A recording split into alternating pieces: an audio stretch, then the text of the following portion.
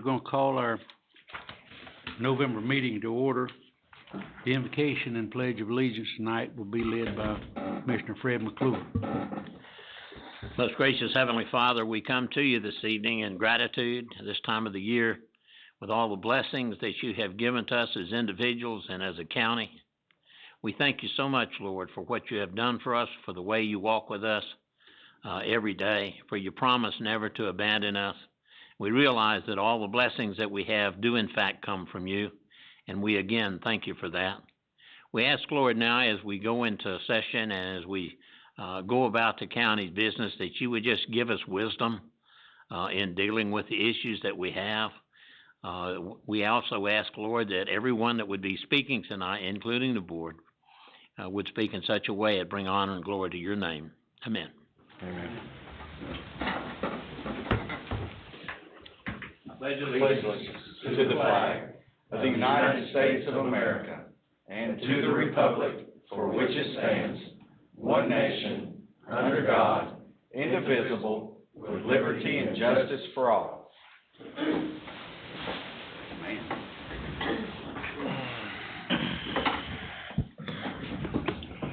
Again, welcome everyone here tonight. Mike Christopherson is the chamber representative with us tonight. I see him back there. Good to see Mike. We've got one Commissioner Short, but we're going to give him a while. He might get here. We go to recognitions now. First recognition will be Zeb will lead us off on Kelly Burchett with Senior Services. Yes, sir.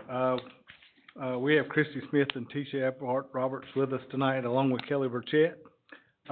Kelly just finished as a graduate of the Ann Johnson Institute of Senior Center Management, and I'd ask for them to come up and kind of tell you what all it's about and about this award, or this graduation.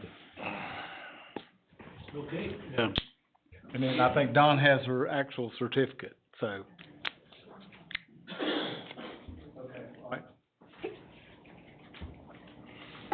You're looking a lot better there, Kelly.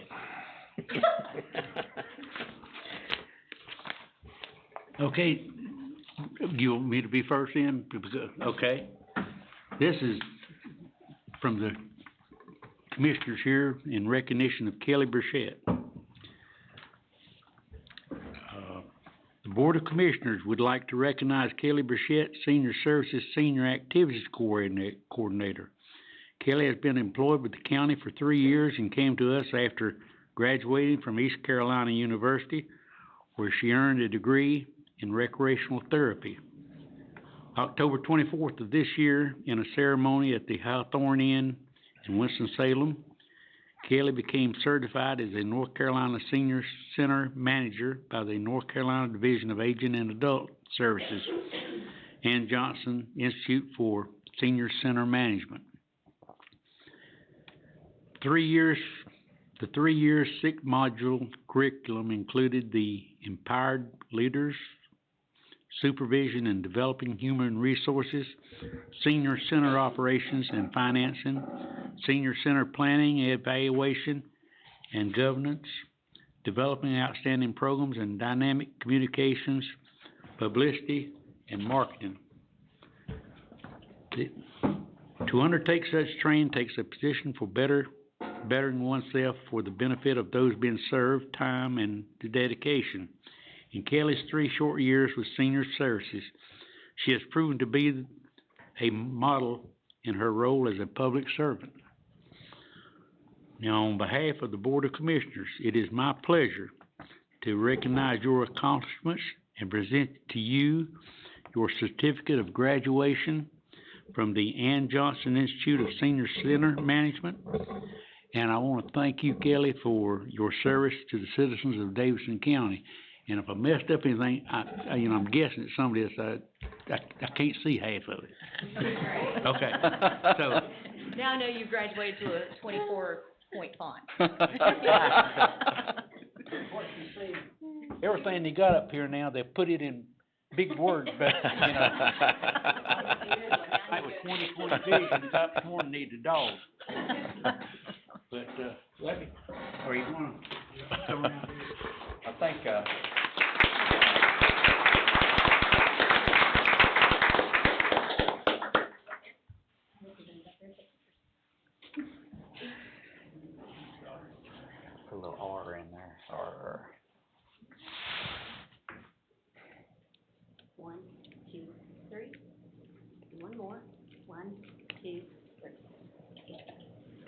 Congratulations. Thank you, Kelly. I'm gonna tell you what, she can be a driver too, 'cause I've been in some of those events, you do this and you go here and She is, I like that. definitely. But, I just wanted to add that Kelly began working with Senior Services in 2016, and she also took on this endeavor in 2016. So, for someone that is new in their position to take on a 3-year training course like this, says a lot about their caliber as a person and their, willingness and their desire to learn to be the best that they can be in their role. So I think Kelly definitely is deserving of, this award, and this recognition tonight. But she's just an exceptional person, an exceptional employee, and everything she does, as Steve said, I mean, it just shows she shines, and the seniors love her, and her coworkers love her, and so thank you for recognizing her tonight. And thank you again, Kelly.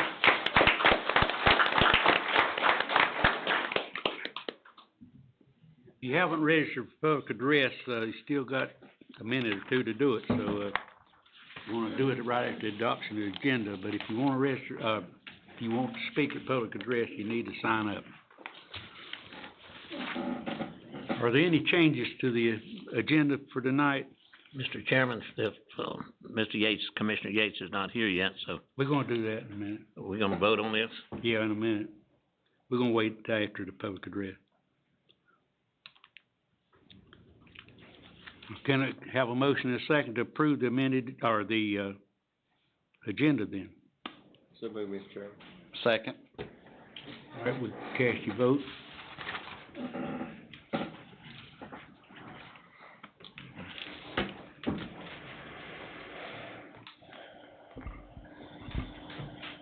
All of the votes are in. And that motion carries 7-0. Okay, public address. Mr. Chairman, only Mr. Hill is signed Arnie up. W. Hill. 9 Echo from 2 weeks ago. Would the wounded woman have been in less or greater danger if there had been 46 more rifles returning fire? Did any of you think that the sheriff used the phrase breaching the compound maybe one time too many? And while we're at it, just exactly what constitutes a compound? I don't care how many people the armed vehicle holds. I care only that they are in an armored vehicle. Has everybody forgotten the national debate about the militarization of local law enforcement we had not so very long ago? Tonight's agenda item 9 Bravo. I lost confidence in our elections when this county adopted punch card ballots. I was one of the Davidson County voters who joined a formal challenge to hanging chads and pregnant chads 10 years before Bush faced Gore in Florida. The remedy offered for the fiasco in Florida was more technology. The touch screen machine's concession to paper is that little window on the outside of the machine. I am careful to check my information in the window, but I know that what shows in the window doesn't necessarily have anything to do with what's going on inside the machine. Make the return to paper as complete as possible and save $70,470.97 to boot. Pick the third option. Tonight's agenda, 8 jackpot.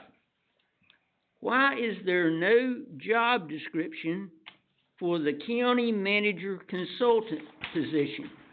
Why are there no amounts given for his salary and benefits? how many applications have you received for this position?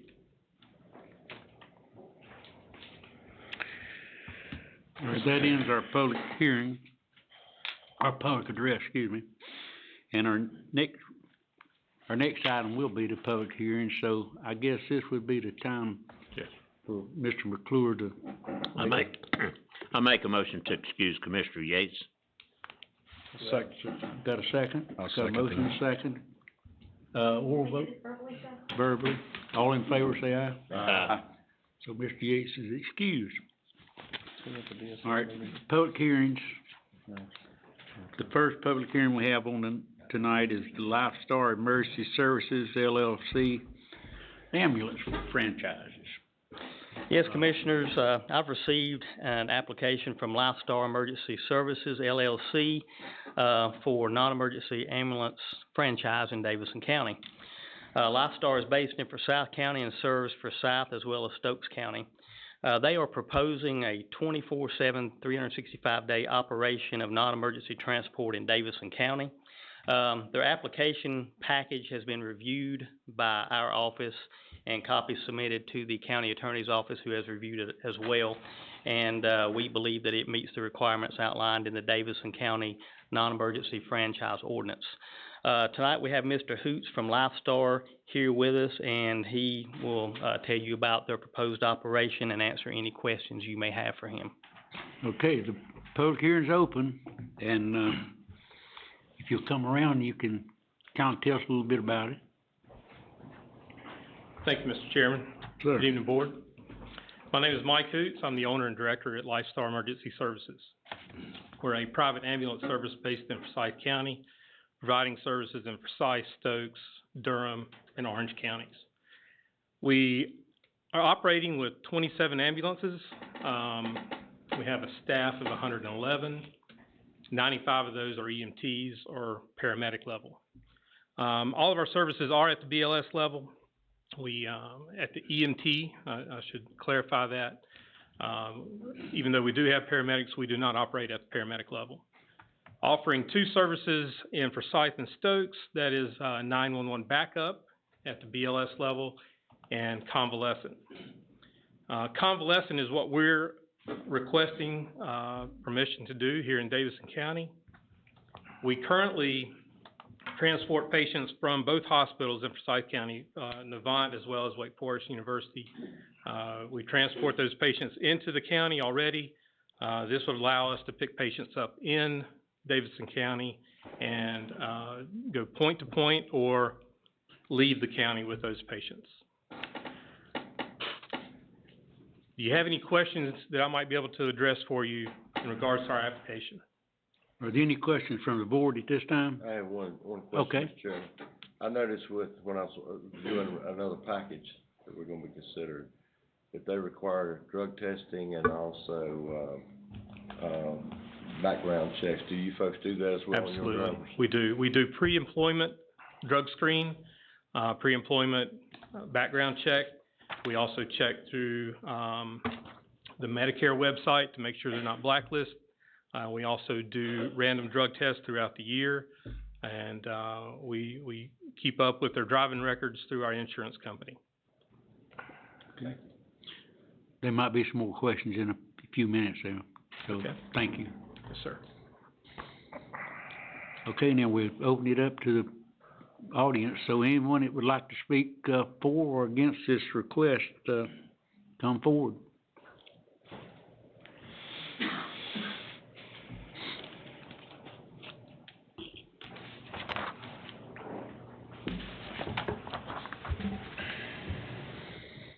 To expedite proceedings tonight, I'm going to speak in favor of both applications and say the same thing about each and hope that it would be entered in the record in identical terms. Both applicants checked off all 26 boxes. The legal notice called the franchise a county-wide franchise, which is the same as a non-exclusive franchise, which is the kind of franchise to have if you are going to have franchises. but why have franchises? Why delay or deny access to a valuable service so that the skilled provider of that service can practice checking off boxes on a form?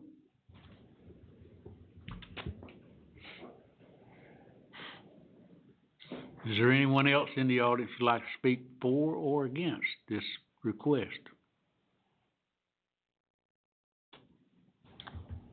Okay, I'm gonna declare the public hearing closed to the audience and return it to the board here.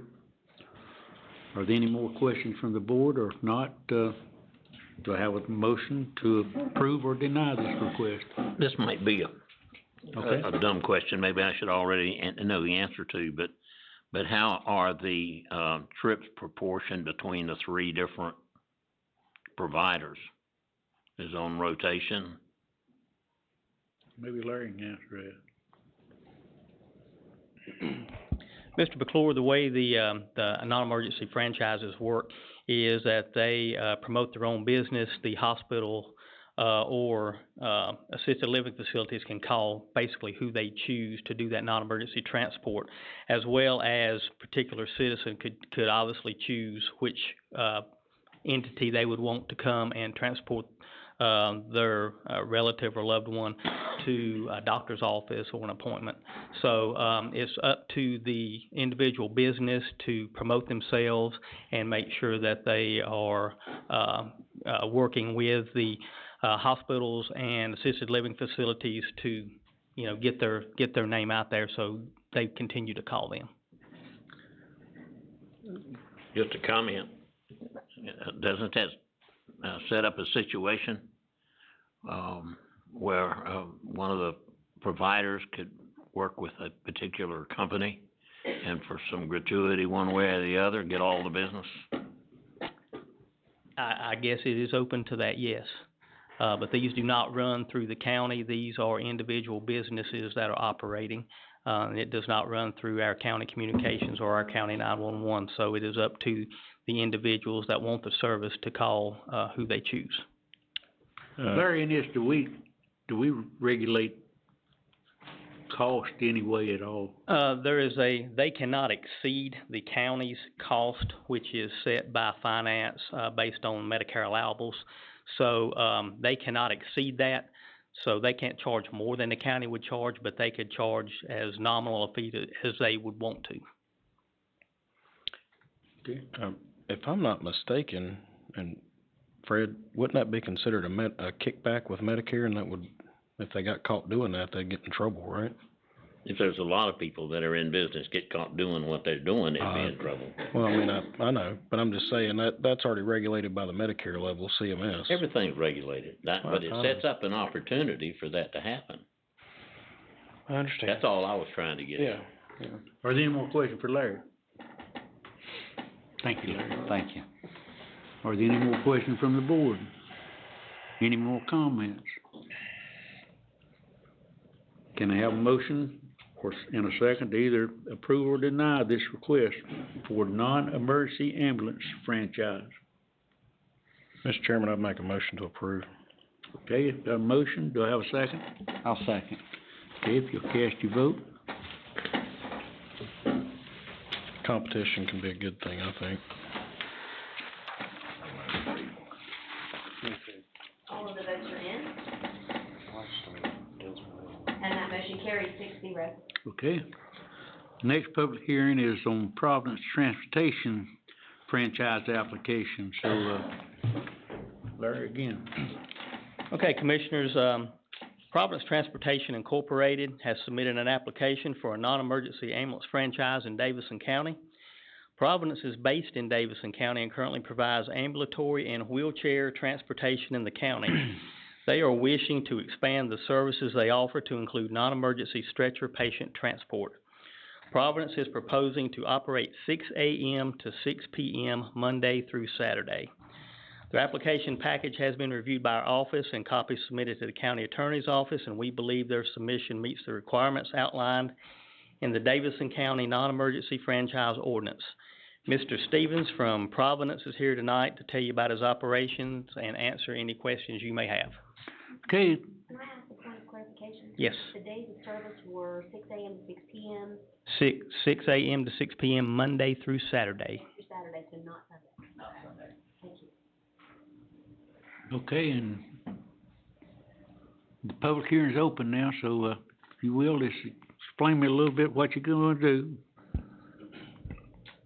Yes, sir. My name is David Stevens. I'm the president and CEO of Providence Transportation. I want to thank you for allowing us the opportunity to present an ambulance franchise application to Davidson County. Providence Transportation currently provides non-emergency ambulatory and wheelchair transportation services to the residents of Davidson County and is seeking to expand into non-emergency ambulance transportation. Our commitment is to provide professional, courteous, and compassionate drivers as well as clean, comfortable, well-maintained ambulances to ensure the best possible care for our clients. Providence has been in business for 6.5 years. Our office is located off Ridge Road in the North Davidson area. We currently employ over 45 employees, and we enjoy a great relationship with Davidson County. We look forward to having the opportunity to provide non-emergency ambulance services to our citizens. This service will not compete with Davidson County EMS, but rather it will take the burden off of non-emergency calls, freeing up precious emergency service resources. Currently, there's only one other company that offers this service in Davidson County, and that company is not based in the county. By allowing a Davidson County-based company to provide ambulance service, you'll provide additional jobs to Davidson County citizens, improve availability, improve response times, reduce cost to citizens, and improve the overall service to the Davidson County community. We've hired Marshall Hoppy, a seasoned EMS veteran, to be the director of this portion of our business. Marshall has over 22 years of EMS experience in multiple service arenas, including mobile critical care. He has also experience as the director of operations for a similar company in North Carolina. There's certainly a need for another provider in the county. I've spoken with all of my current nursing homes and rehabilitation customers in the county, as well as both Baptist Hospital in Lexington and Novant Hospital in Thomasville. They have all expressed excitement about us being able to provide this additional service, and they've confirmed that it'd be beneficial to them to have an additional vendor to provide this service due to the limited availability of the current vendor. I've received many letters of support from my customers. I'd like to read one of those letters to you now. This letter was written by Della Rivas, RN, Care Coordination Specialist with Baptist Hospital. It reads, "Dear Commissioners, I'm writing to lend my support to Providence Transportation as they endeavor to start an ambulance service. Wake Forest Baptist Health has utilized Providence Transportation many times over the last several years for ambulatory and wheelchair transportation. They've always been courteous, dependable, and professional. They always go the extra steps to help us and to assist the patients and families which would surely benefit from this added service. We only have one other choice for non-emergency ambulance transports in Davidson County. Having an additional resource for this mode is a significant need to our organization. This will help the citizens of Davidson County with their many ambulance medical necessity needs and help with patient flow, meeting discharge timelines so that we're able to help more patients to their next level of care or home. We trust that Providence will approach this service with the same level of excellence that they have always shown to us over the years. Please know I'm writing this on my behalf. Please know that I am writing this on behalf of my institution and as a citizen of Davidson County. I see the need for this great service that I know Providence will provide based on past experience and future needs. Thank you for your consideration." I'm happy to answer any questions that you might have. Are there any questions for Mr. Stevens? You know, I do have one. Now, you're in business now here. Yes, sir. So this doesn't, you're not gonna stop this just adding to your business? Correct. This would be a new service for us. 'Cause you were here just a month or so ago. You outgrew your business in Thomasville and had to get a bigger place. Correct. Mm-hmm. And he's done a great job cleaning that corner up too. Okay, we might have some questions in a few minutes. Certainly. Thank you. Thank you. All right, the public hearing is open to the audience. If I have anyone who wants to come up now, let the record show that Barney Hill is in favor of this, and that'll be put into the record with his comments that he made on the first one. Is anyone else that would like to come up and speak in favor or against this proposal? Okay, I'm gonna close the public hearing to the audience and return it to the board. Are there any further questions from the board? Yes, sir. Okay, I'll make a motion that we pass this request. okay, we got a motion to approve this, non-emergency ambulance franchise request. Do I have a second? Second. Second. If you'll cast your vote. We got 2 seconds. What? There's 2 seconds, so whoever pushed it That's first. right. Whoever pushed it first, you got it. And my motion carries 6-0. 6-0. Okay, you got it. Both of you got it. I did wanna see who got that second, though. That's like a race, man. I know, really, yeah. I believe. Karen had seconded, and then you reached up. Okay, our, Fred beat me to the button. I didn't hear you down there. all right, our next, public hearing is a rezoning request by Kelly and Pam Hewlin, beneficiaries in Emmons Township. And, let's see, give Guy a chance to come up.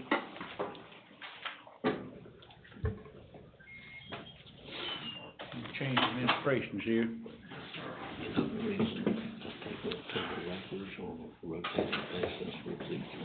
Absolutely, yeah.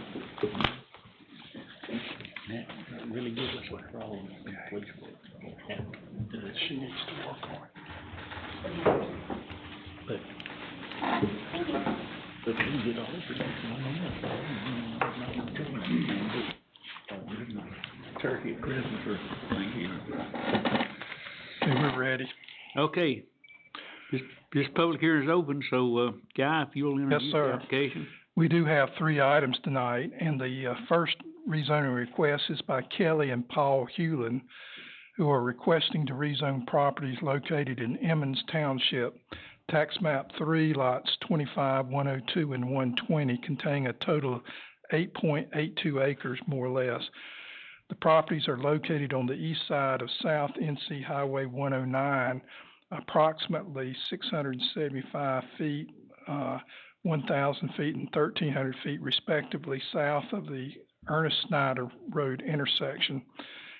The addresses are 125 and 131 J Nettie Drive and 10119 South NC Highway 109.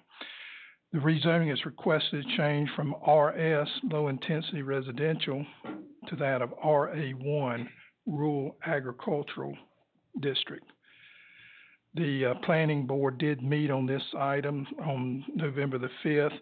Their recommendation at that meeting was 5-0 to recommend approval of the request. Mr. Chairman and Board member, we're talking about this area highlighted in yellow. This is north going towards Thomasville, and this is south headed to Denton. The area currently has some smaller wooden frame homes that have fallen in disrepair over time, but I'll let the applicants explain their request. Okay. Ms. Hewlin, or Ms. Hewlin? Yeah, Ms. Hewlin, excuse me. If you'll pull the microphone down a little bit there. We're asking to, my parents' home is falling down, so we're asking to put a property there. We're moving in a double wide, if you do pass this, and we're gonna move my parents in with me and my husband. Their houses, would cost thousands of dollars that they do not have, to be able to fix it. So, we are, missionaries to the homeless. We moved back from Southport and Oak Island, so we're now trying to find a place for us to live. And instead of moving off from my parents, we decided to move on the property to be able to move them in there with us. Okay, are there any questions for? And just for the record, if you'll state your name and address. Oh, my name's Kelly Hewlin. The address property is 128. That's not the 102 right there in that section. Mom and Dad's house is the very last one. That's 128 J Nettie Drive. Okay. And what's happened is when they were looking and talking with the staff about their properties, the neighbors wanted to join in. Yeah, he's right about that. The neighbors that are adjacent to us on the other side, also wanted to be able to be zone two, along with this. So everybody along through there is, in agreement. So all the property owners of record have signed the application in support of the But has request. that other neighbor put a request in to be rezoned too? Or does she have to? I'm sorry. Didn't you say a neighbor wanted to be rezoned also? Yeah, they all of them have signed, all three properties, 25, 102, and 120. They have all signed excuse me, Chuck. Yes. Gordon's. Now, Guy, I can't quite remember, RA1, which is what this is, you can put a double wide with a brick foundation, is that correct? Correct. So it has to look like a home. Yes, sir. Okay. This is the next step down. RS is our highest and most protective. And it's been like that, since, zoning was first implemented in May of 1990, but over time, these particular homes have, become rental properties and have kind of fallen out of, repair. So the easiest thing is, their thinking is to eventually be able to pull double wide manufactured homes in there and use them. Okay, are there any other questions for the board this time? I have a statement, just, thank y'all, 'cause I know that y'all went through just a ton of questions during the planning meeting. I was reviewing the planning board meeting minutes, and that's why I don't have any questions today, 'cause they asked everything they could possibly ask, but, I'd like to openly thank y'all for going through that, being here tonight, and, being in agreement with your community on what you're doing, and the planning board, because y'all are very in detail. Thank you. Thank you. Thank y'all. And Okay, there's no more questions right now, so, we'll see in a minute if any, thank you. got any problems. Okay, the public hearing's open now. Does anyone from the audience would like to speak?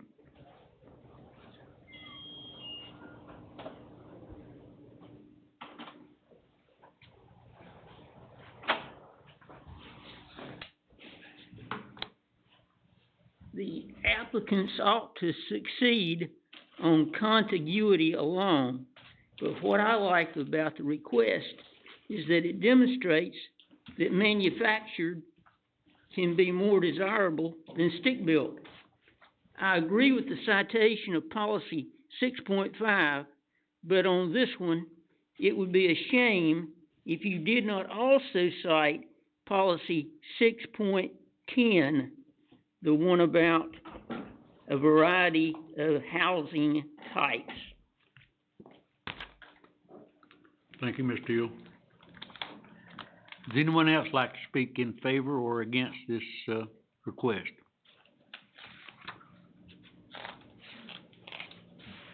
Okay, I'll return it to the board here. I'll close the public hearing to the audience and return it to the board. Is there any further discussion from the board?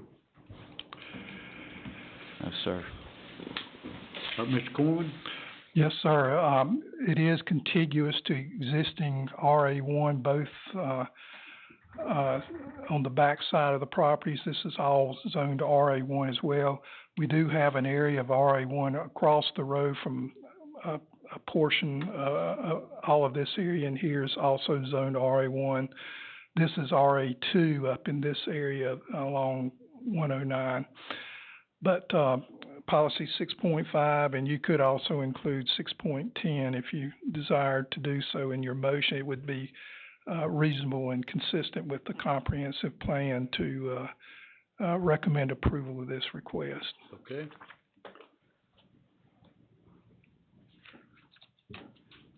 Is any other questions from the board or any more comments?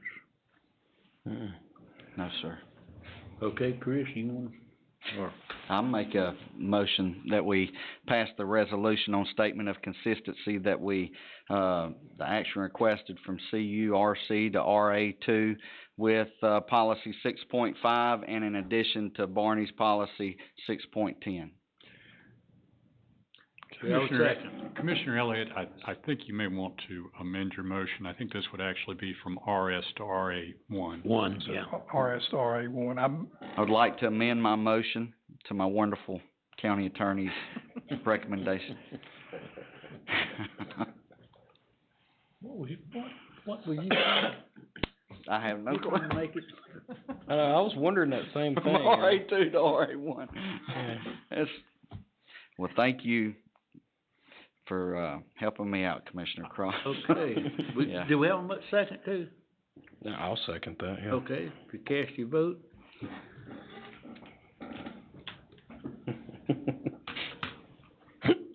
Congratulations. All of the votes are in, Welcome to the show. and that motion carries 6-0. Not a bad deal. Not a bad You was trying to make that recreational for all the years, huh? That's right, you know. Okay, you got it. Everything's okay. Yeah. Yeah. No, you have to stay for the rest of it.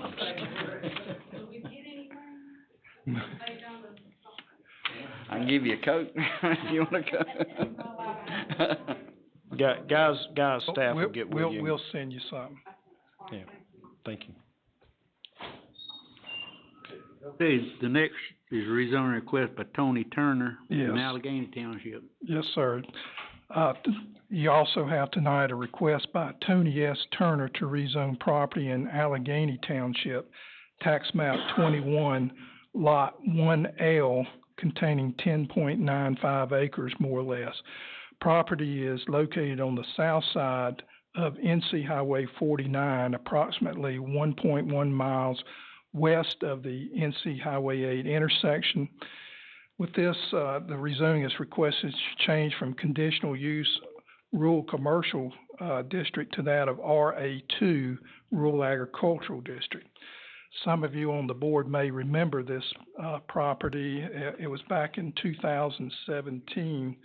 Mr. Turner had requested that this property be rezoned to conditional use rural commercial district for the operation of a landscaping business that he was contemplating about starting, and that didn't come to fruition. And he is before the board tonight, and you'll hear his testimony that he would like to use this as his retirement home site. So if it pleases the board, if you want to hear from him, but that was approved back in 2017, I believe it was. Okay, public hearing's open now, so Mr. Turner, will you come around?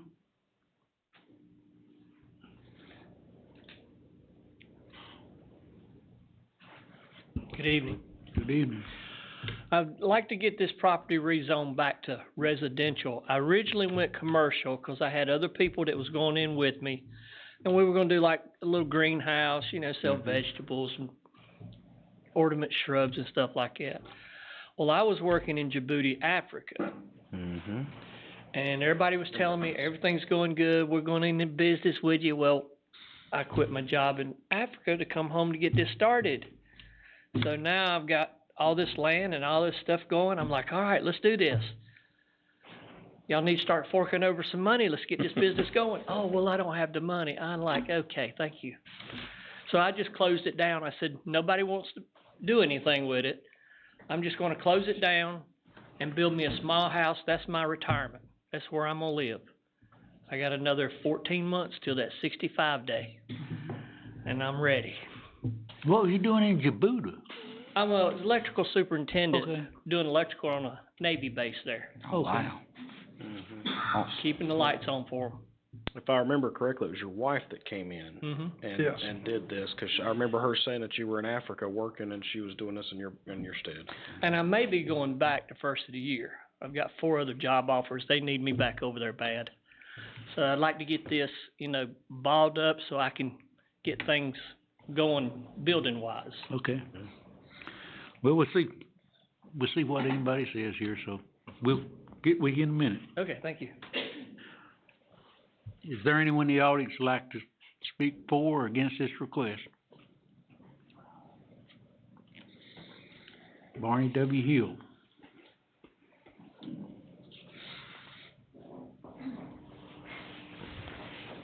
the record, the, public hearing was on April the 10th of 2018.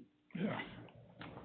The planning staff recommendation cites policy 10.1 and policy 10.3.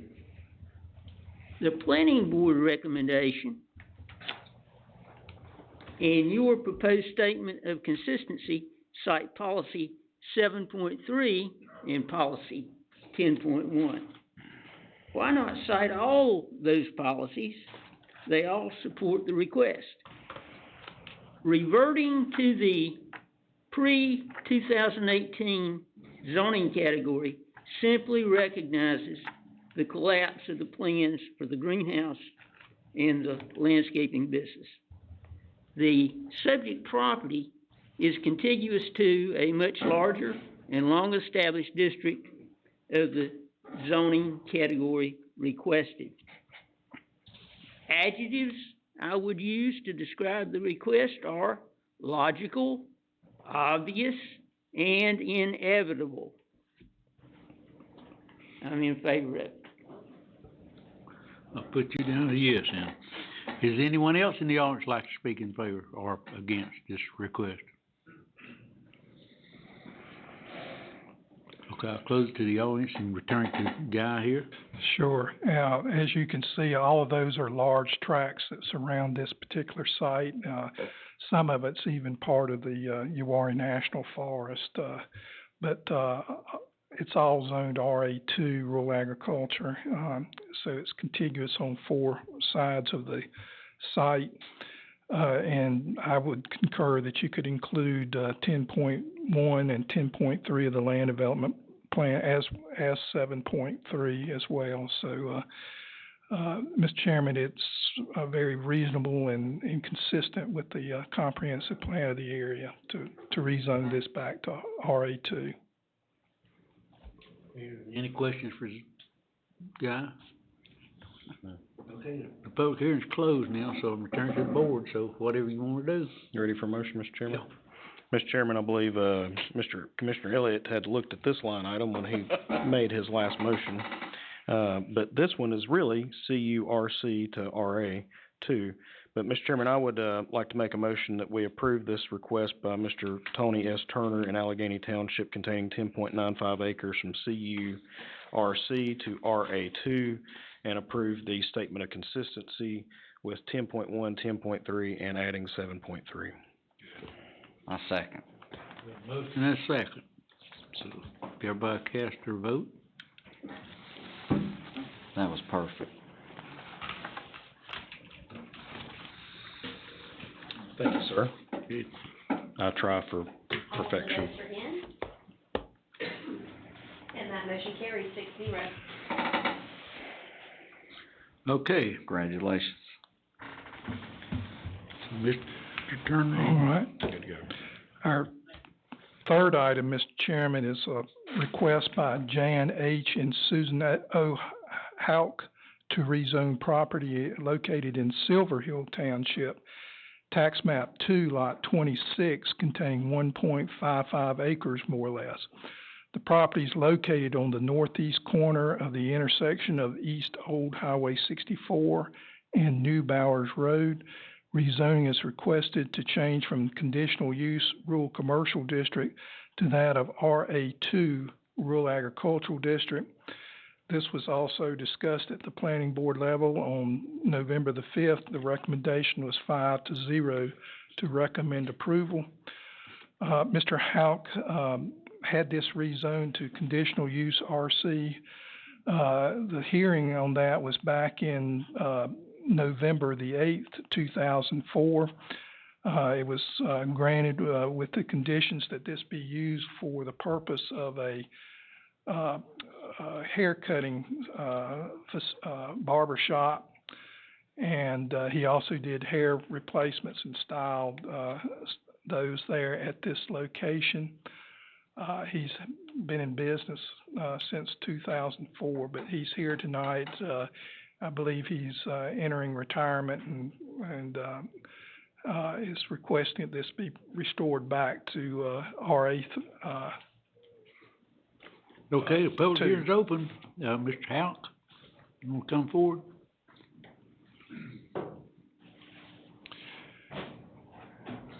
Yeah, my name is Jan Hauk, and, 2004, it was approved by the county commissioners that I could operate a small commercial business there, and I appreciate that very much. And so at this point in time, I'd like to just turn it back to residential and like it was when I started, so I'd take care of any confusion at all, so just make it residential again. You're not operating your business now. No, sir. Okay, any questions for Mr. Houck? No, sir. No, sir. Okay, we'll see if any. Okay, thank you very much. Thank you. Is there anyone in the audience who'd like to speak for or against this request?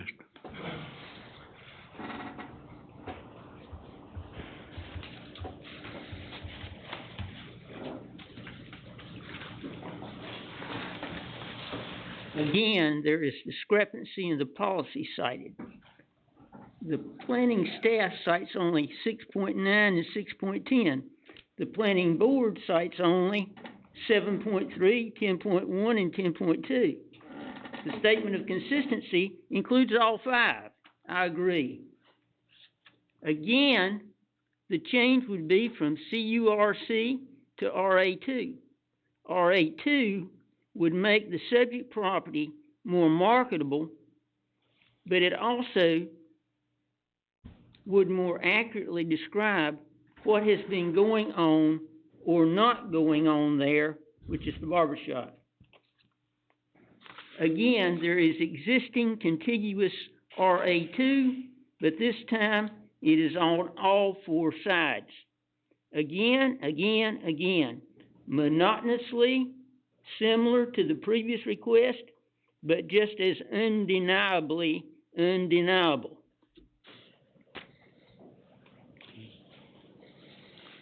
Does anyone else in the audience like to speak for or against this request?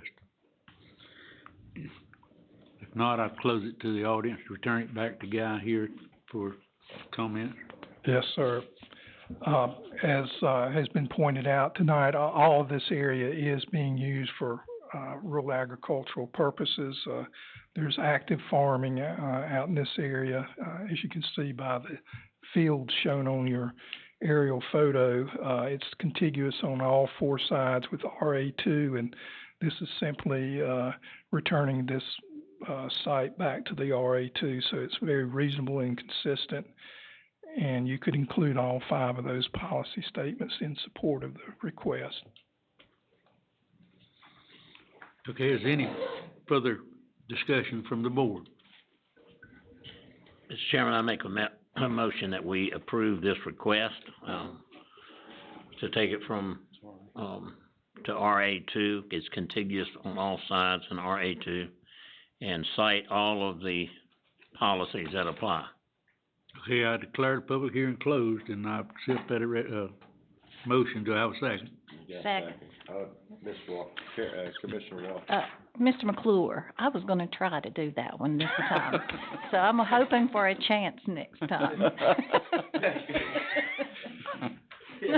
Good luck. That's all I got. That's all I can say. It certainly has done it. I withdraw my motion and we Get Guy to write it out for me next That's time. okay, I'll try next time. You've been forewarned. That's a motion and All right, second. we've got a motion second, so let's,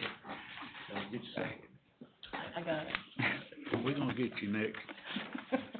All of the votes are in. And that motion carries 6-0. Okay, that's all of our public hearings now, so our next item on the agenda is our consent agenda. Is there anyone, that wants, item, removed or discussed from the consent agenda? All right, Karen, can I have a motion? I'm in another world. Sorry about that.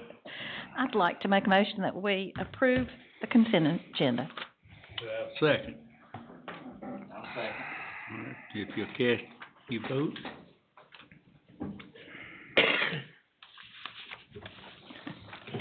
Mr. Chairman, can I make a point of clarification on a public address, but just something with the board? Sure. The, item, in the consent agenda to establish a temporary county manager consultant position, that's only for a month.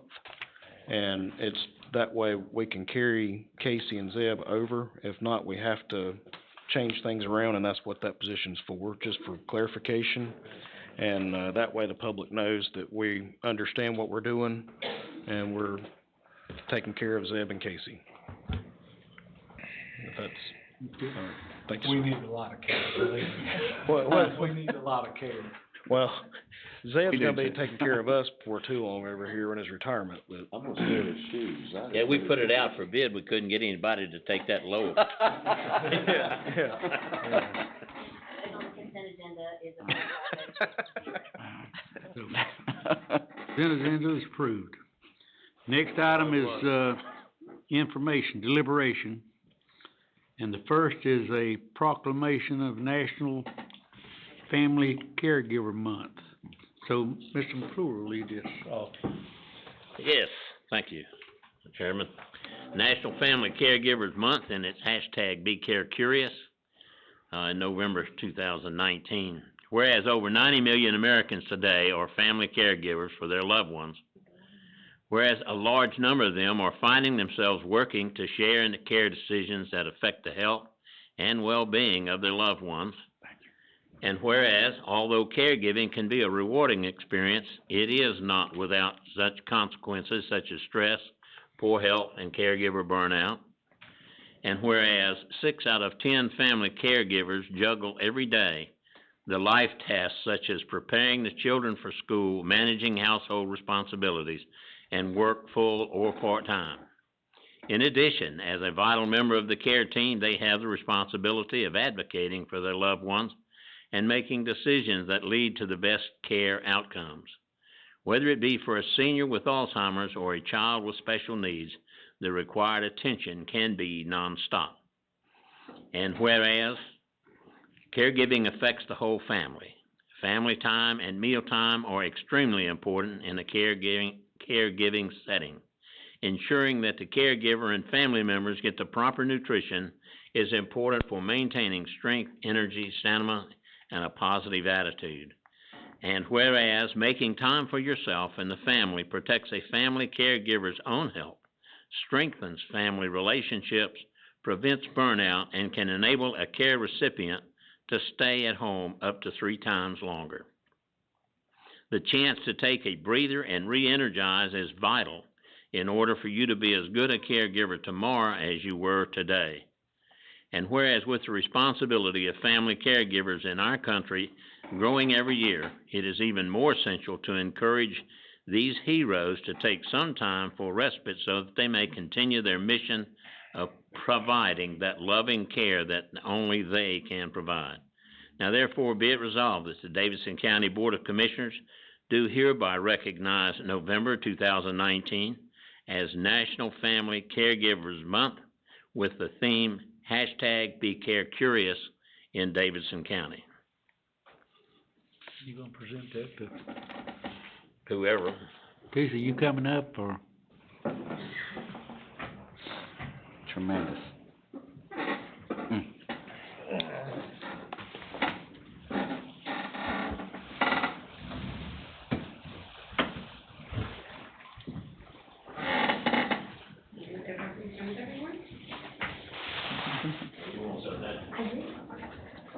So we're gonna get in it.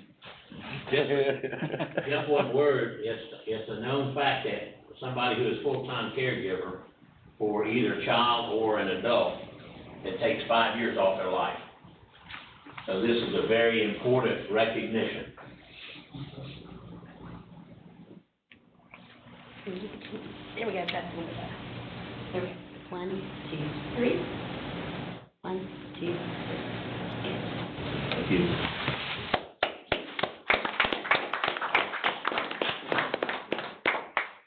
Mr. Chairman, can we get a date on that proclamation, please? Yeah.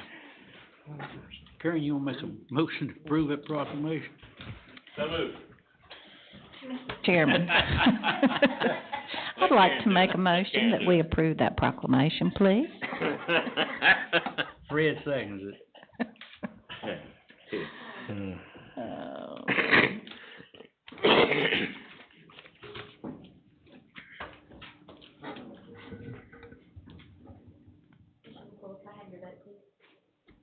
I gotta vote too, okay.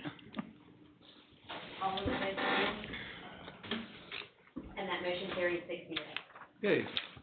Next item on the agenda is the election equipment replacement. And I guess John will come up for that.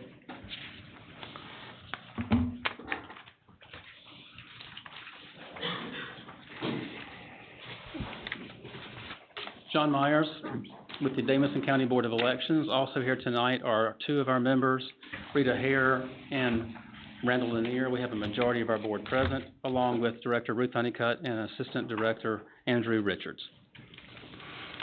We appreciate your hearing us tonight. As the board is aware, we are required to make 2 recommendations to the board during the course of the election equipment replacement process. One was a preliminary recommendation, and then tonight before you is our final recommendation. And I will be candid up front, the recommendation has changed. Initially, we proposed a hybrid option wherein the express votes would be used during an early voting process and paper ballots on election day. That recommendation was made to you prior to the November municipal election, in which we were able to test equipment, actually have a hands-on experience, and have some voter interaction with the equipment itself. After the November municipal, our board met, discussed in detail that experience from the perspective of our election officials, from the voters, and from our office staff. And for those reasons, we are making a recommendation tonight that the county adopt the purchase of all express vote for both early voting and at the precinct level.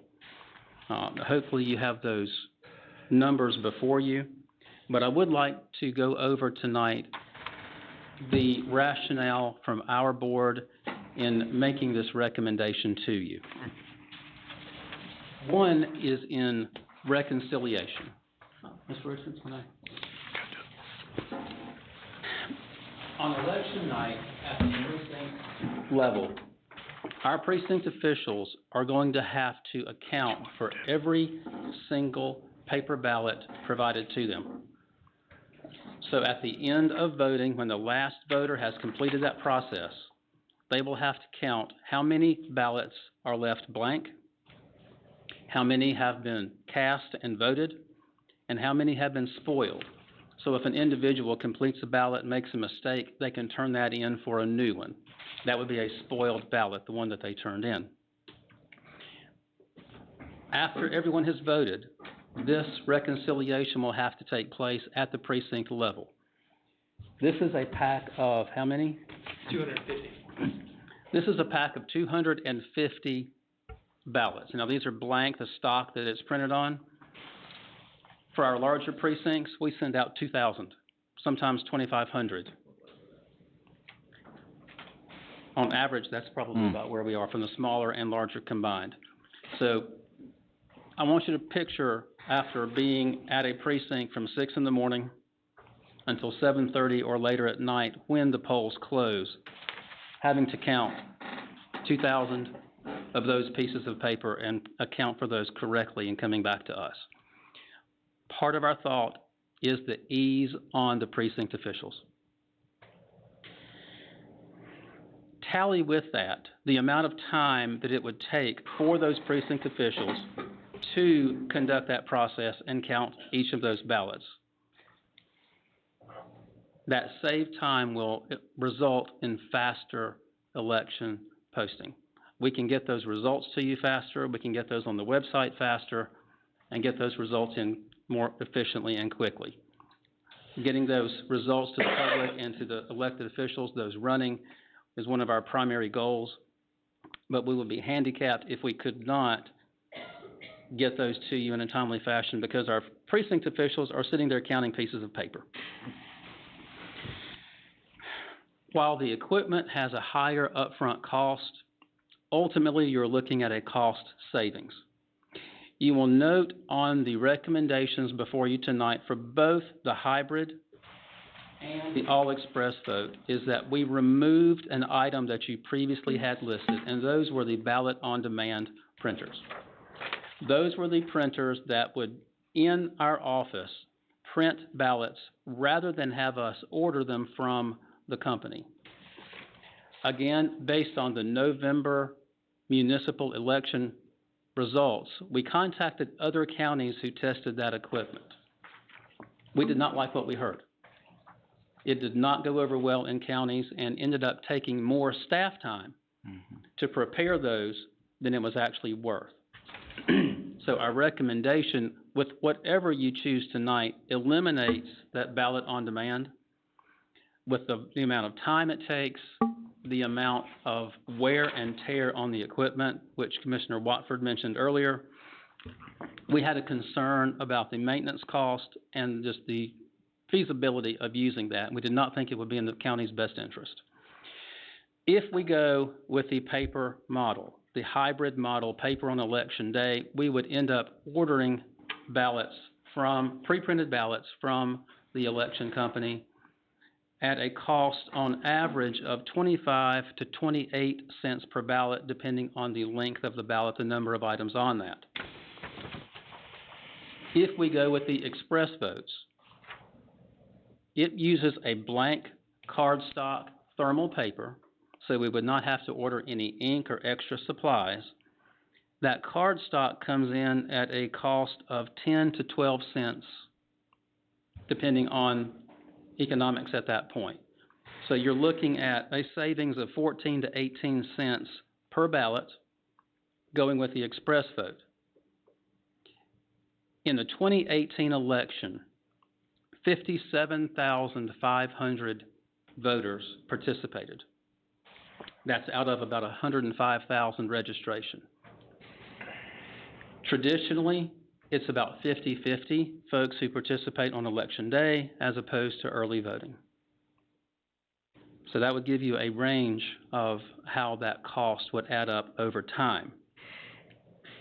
And speaking of over time, I wanted to give you an idea on the life expectancy of this equipment. The iVotronics that we currently use were purchased in 2006. At that time, we were told they have a life expectancy of 10 to 12 years. Well, we've exceeded that already. We're in year 13.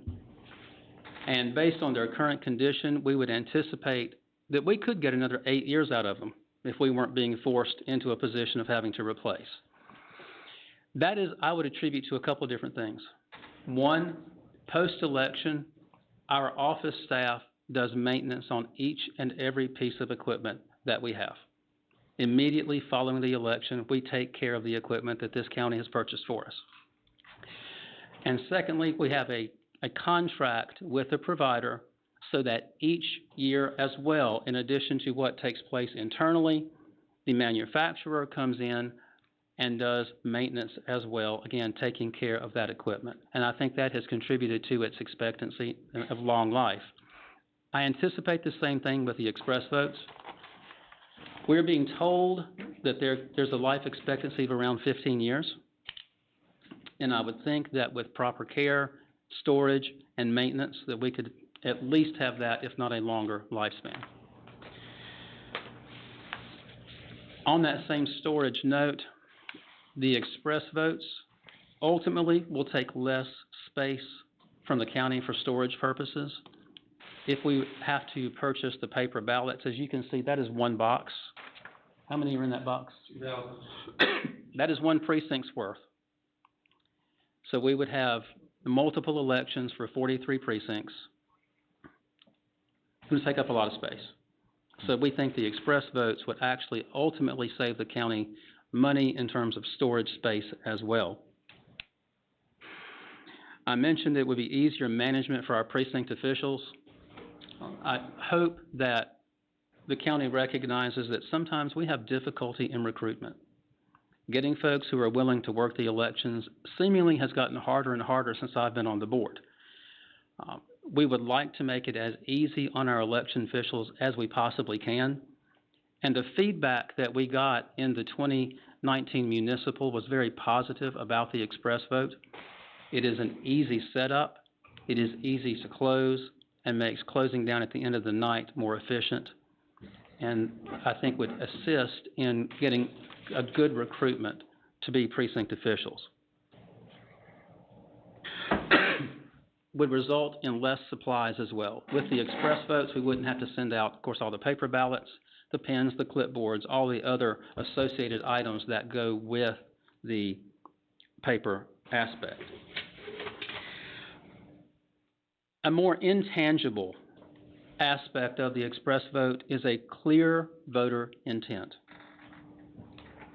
In a paper ballot, If you need to make something bigger, you can. folks amazingly don't always follow instructions. When we ask them to fill in a bubble, sometimes there are checks, sometimes there are straight marks, and they do not always fall in the area where they need to be. When we deal with this in the aspect of curbsides or mail-in absentees, we as a board have to meet in these situations and determine voter intent. In the 2019 municipal elections, we had 2 races that were decided by single digits. Just a handful of votes chose council seats in 2 cities. We think the express votes will clearly show a voter's intent, will not cast into doubt what they intended to do, and force our board to make a decision on that part. The express vote does print out in writing, after that voter has completed a ballot, each and every one of their selections in writing. It can be reviewed. If it's correct, then the voter will go to the tabulator. If it's not correct, the voter can say, this is not what I intended, turn that in, and get to start over. So it really addresses the issue of voter intent in a very clear way. And along that same line, the feedback that we received last month, or earlier this month, regarding the express vote from the voters was very positive. As I indicated in our earlier meeting, I spent a good hour and a half, maybe 2 hours, at Wesley Heights Precinct where these machines were being tested. The voters consistently enjoyed the experience, very easy to operate, liked the tactile aspect of being able to put their own ballot into a tabulator, enjoyed being able to review the written part of it to confirm, even though it was an electronic machine, that it properly recorded their votes. So I think from a voter experience, it's going to be a positive thing. And one anticipatory issue is the inconsistency of the 2 systems. Every election, we have people come to vote at the Board of Elections office on election day, and we have to tell them you need to go to your precinct. You will have voters every single election who may have voted on machines at one point and paper the next time. I don't know how folks will react to that, if they will want consistency, if it will bother them that they cannot vote the same way in both locations, but it is something to consider. There are risks associated with pre-printed ballots on election day. I think there's an increased opportunity for human error, and we would work with our precinct officials and train as best as we possibly can, but you are dealing with humans. And that may result in a reconciliation problem. So if the number of paper ballots doesn't reconcile, that would be an issue that we would have to deal with as well. And just as a practical matter, paper ballots will take longer for a voter to complete.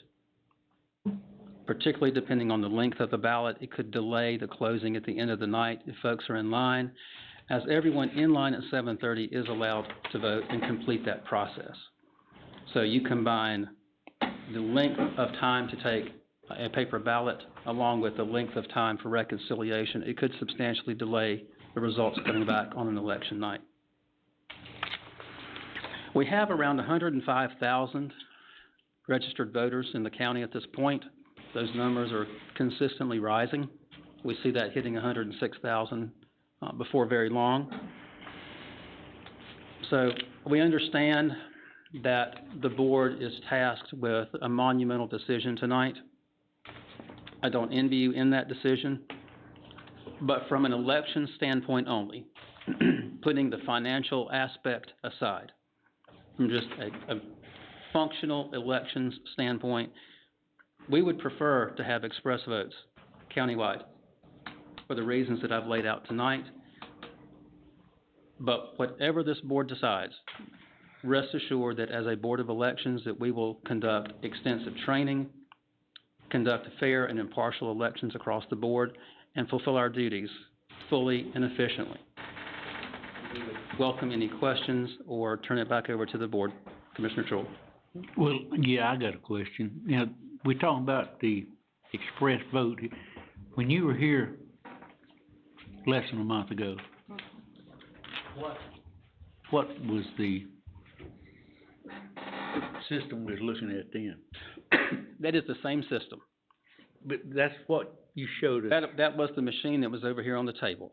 Yes, sir. All right, what's the difference tonight and the other night now? The difference, during our preliminary recommendation, we recommended the express vote during early voting and paper on election day. Now that we have had experience with the express vote on election day in the precinct level and had a chance to discuss that as a board, we would now make a request for the express votes to be used in both locations, early voting and the precinct level. So that's the machine we saw sitting there? That's correct. And what we are also requesting, you'll see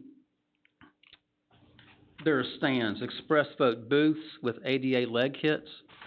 Those are basically stands that will be in the precincts on which these machines will sit, so that a person can walk in just like they do now and stand at a machine, and they will be able to continue that process.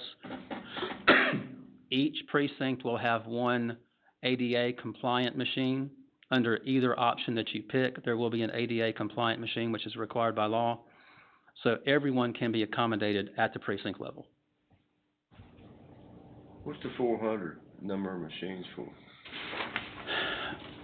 Commissioner Shell, 400 is the number that we determined would be the number we needed to accommodate early voting, election day, and have a few machines in reserve in case there were issues or extras needed to be sent out. One of the complaints that we receive now, especially in our larger precincts, is the line and the wait time. This number would allow us to send a few more machines out and accommodate more people in a more timely fashion. You're looking at about, what, a little less than 10 machines, or just depending on the precinct? It absolutely depends on the precinct because they are not uniform in size. Some of our smaller precincts might have 8. Some of our larger precincts may have 10 or 12, but this would allow us to send some extra out. We are also looking at moving the early voting location site in Midway from the fire department to Midway United Methodist, and that proposed space will also allow for more machines during that early voting cycle. And better parking. The church is currently under renovation, so we are not sure if they will have that renovation complete in time for the March primary, but hopefully it will be in place for November. Is this 400 more than what we've got now? Actually, what's our total number now? We have 422 IVOs currently in our warehouse. So it's actually less.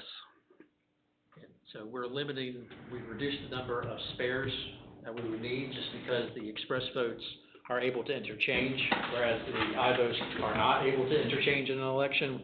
We're able to reuse some of the early voting express votes and be able to send them out to precincts, which would allow some of our bigger precincts in the northern part of the county and Silver Hill to be able to send them more help, to be able to expedite some of those that we see on election day. With the current Ivotronic machines that we have, they cannot be reused.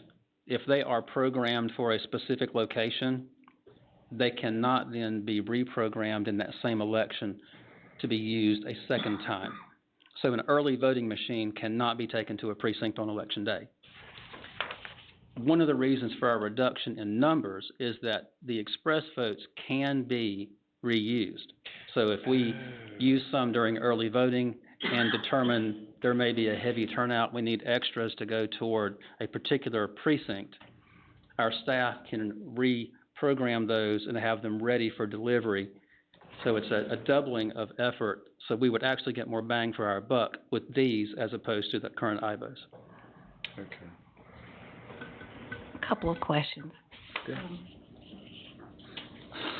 Just lost the first one. The current price would go up to from the hybrid price to the other price for the total package would be, was it 117? Commissioner Wofford, at your table, you should have I both. don't have it. Sorry, you can have mine here. Okay. Okay, I got it. I got Have the it. two options I got it. here. I'm sorry. Okay. And remind me also about the recommendation that you make tonight. Yes, ma'am. If it's rejected, would you finish that statement I again? can, yes, ma'am. The process that we are following is one that has been established by the State Board of Elections in reading the statute, making this required change to new equipment. Mm-hmm. We are only allowed, as a Board of Elections, to make one recommendation to you at a time. We are not allowed to give you two options from which you can choose. Okay. So our recommendation tonight is for the all express vote. If the board does not accept that, then we have a majority of our board present and could make an alternative recommendation to you this evening. We are concerned about the timing. Yeah. If we miss our window this evening, then we would be moving to your December meeting. By the time we made our contract, had that contract reviewed, placed our order, we are right on the cusp of early voting, and I think we would be in trouble. Yeah, I know there's a time frame. I just needed to get that in my head Yes, again.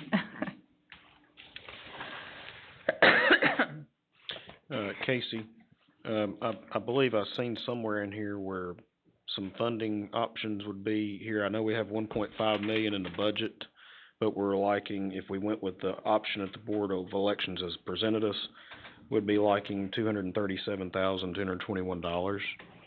It's all coming from our capital reserve. We're gonna make a project for this, since both options are such big dollar amounts. Currently, there's $7 million in capital reserve. Remember, though, we have a capital plan that chases those funds, and one of the large projects on the horizon is the jail. But we did budget 1.5. We set aside 1.5 for this Is that in the planning. 7 million? Correct. Okay. It would so it's come out of over the there. 7 million, right.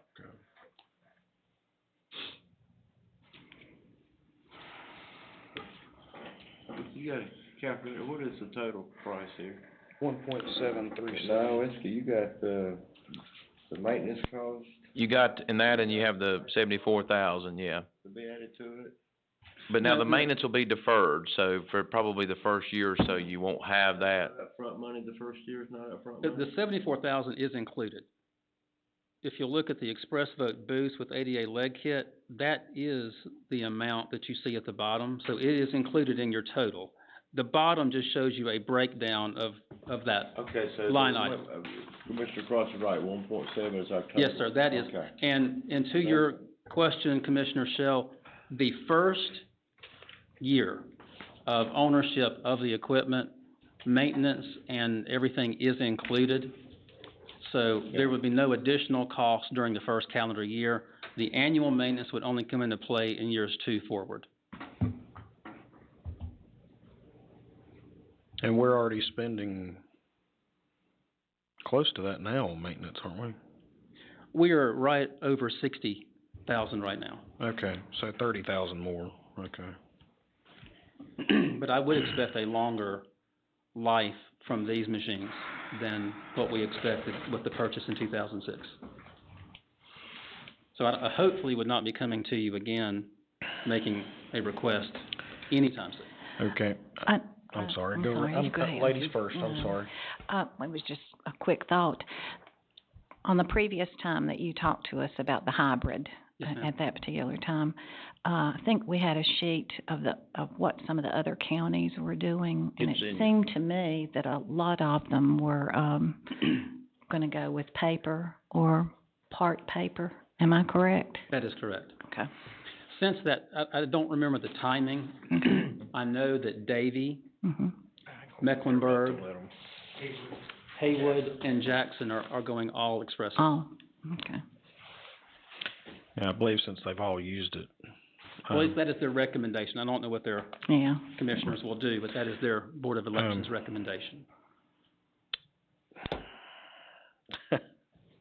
I lost my But train yes, of ma'am, thought Forsyth, now. I'm sorry. Guilford, and some of our surrounding counties are doing the hybrid. Hybrid. I remember now. I know that on municipal elections that the, cities help cover the cost.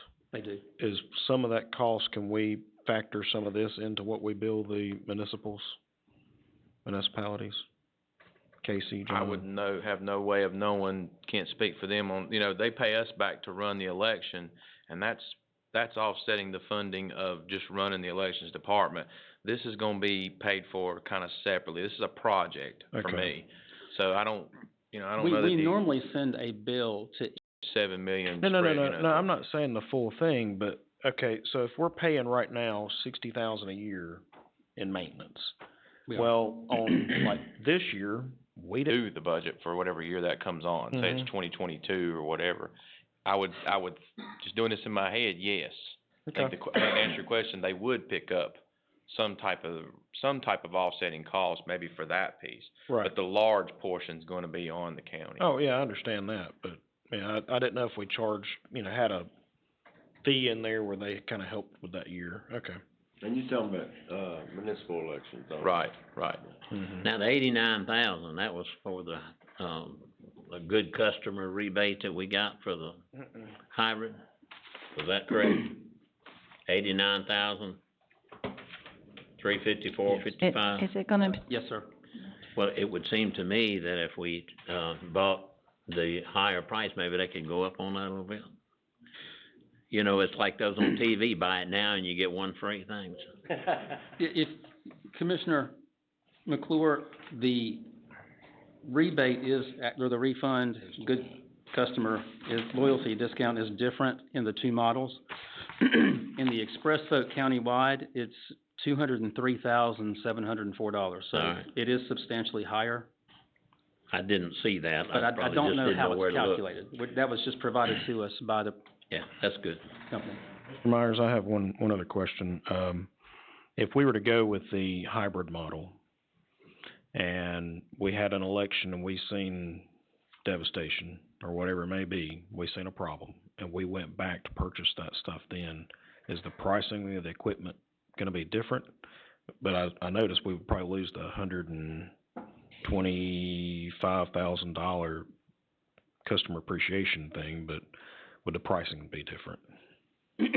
The price for the equipment, not just with this provider, but with all of those who were approved by the State Board of Elections in the testing and certification process, is set at the state level. Okay. So Commissioner Krotz, I don't know if that would vary from year to year, if a new pricing model would be adopted based on calendar year periods. So it's entirely possible. We could not be gouged in terms of that, but we would also absolutely request a discount if we were to have an additional purchase. On paper, we are losing that discount here. I don't know that it would come back, but it would certainly be worth asking for that same customer loyalty discount if we were to request additional machines in the future. Well, but if we also use the hybrid system now, that we'd be purchasing equipment that we wouldn't need if we were all digital, all express, is that correct? 'Cause the hybrid model, doesn't it have ballot on demand or something? We removed that. Okay, you did remove that, okay, sorry. We did remove that. Then I recant my question. Here's any other questions? I have a question. So the Express Vote machine, has a touch screen, then it passes through a printer, the printer has a chance to mark the paper, then there's a barcode that's printed out that you have to go take to a scanner, is that correct? Commissioner Elliott, what happens when the initial check-in process does not change? So a voter appears, goes to one of the laptop check-in stations, their eligibility is verified, and they receive that form entitled the authorization to vote. That is then taken to another precinct official. That form is collected, and that voter receives one of these stock cards.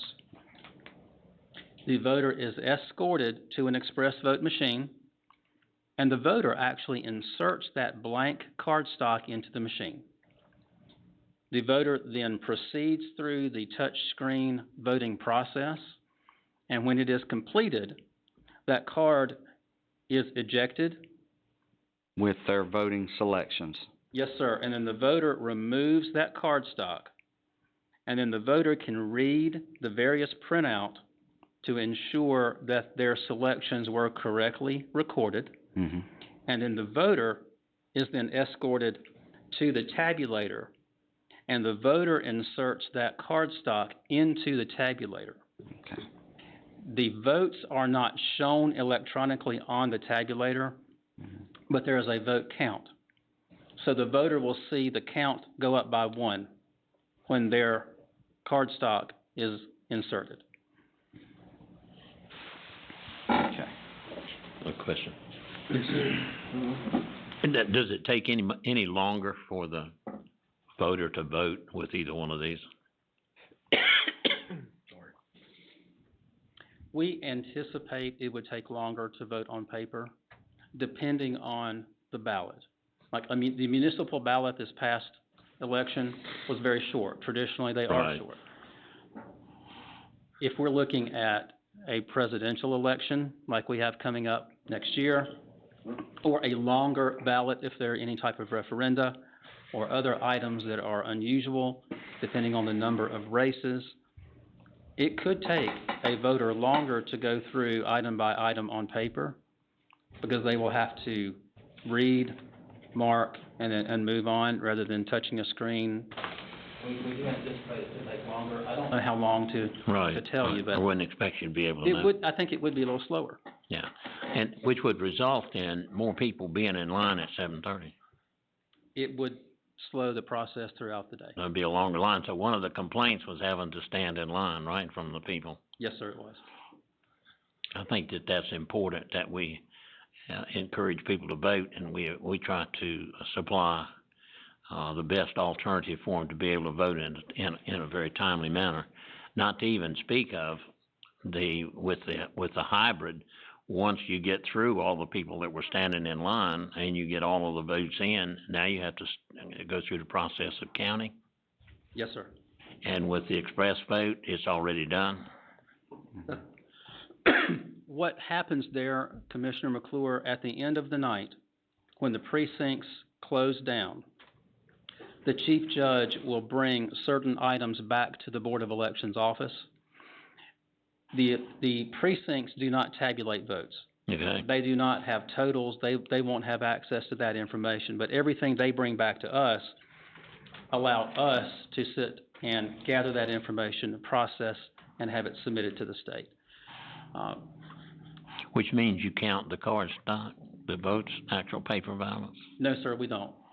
Okay, that's what I was trying to see, what the difference between the espresso and the hybrid is at the end of the voting period. As far as that is concerned, yes, sir. As far as that is concerned, it would not make a difference. Okay. Because the information that we use to capture the votes per precinct will be in the tabulator, not in the express vote machine. It's just a ballot marking device, not on the paper itself, but it would be in the tabulator. So the only thing is, with one of them, we would have all the paper, but the time is not a factor in that at the end of the...